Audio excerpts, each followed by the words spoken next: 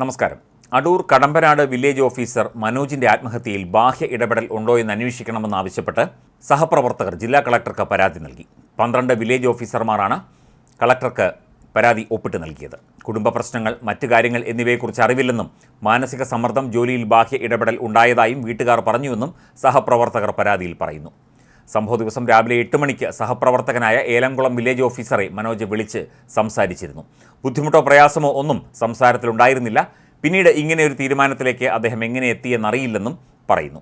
എല്ലാ മേഖലയിൽ നിന്നും സമ്മർദ്ദമുണ്ട്. മണ്ണെടുപ്പും പുറമ്പോക്ക് പതിച്ചു കൊടുക്കുന്നതുമായി ബന്ധപ്പെട്ട് പല വിഷയങ്ങളുണ്ട്. ബാഹ്യ ഇടപെടലുകൾ ഉണ്ടെന്നുള്ളത് വസ്തുതയാണെന്നും സഹപ്രവർത്തകരായ വില്ലേജ് ഓഫീസർമാർ പറയുന്നു. തിങ്കളാഴ്ച രാവിലെയാണ് മനോജിനെ കിടപ്പുമുറിയിൽ തൂങ്ങി മരിച്ച നിലയിൽ കണ്ടെത്തിയത്.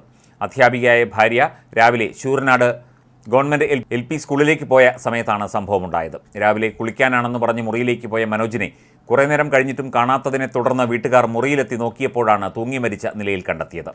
മണ്ണെടുപ്പുമായി ബന്ധപ്പെട്ട് CPM നേതാക്കളിൽ നിന്ന് സമ്മർദ്ദമുണ്ടായിരുന്നതായി കുടുംബം ആരോപിച്ചിരുന്നു.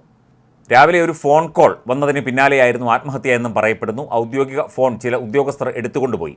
ഈ വിഷയത്തിൽ സമഗ്ര അന്വേഷണം വേണമെന്നും മനോജിൻ്റെ കുടുംബം ആവശ്യപ്പെടുന്നുണ്ട്. ആറന്മുള വില്ലേജ് ഓഫീസിൽ നിന്ന് അടുത്തിടെയാണ് മനോജ് കടമ്പനാട് വില്ലേജ് ഓഫീസിലേക്ക് എത്തിയത്. മരണത്തിൽ ആർക്കും ഉത്തരവാദിത്വമില്ലെന്നും പണം നൽകാനുള്ള ഒരാൾക്ക് ആ പണം അക്കൗണ്ടിലേക്ക് നൽകിയിട്ടുണ്ട് എന്നുമുള്ള ഒരു കുറിപ്പും പോലീസിന് ലഭിച്ചിട്ടുണ്ട്.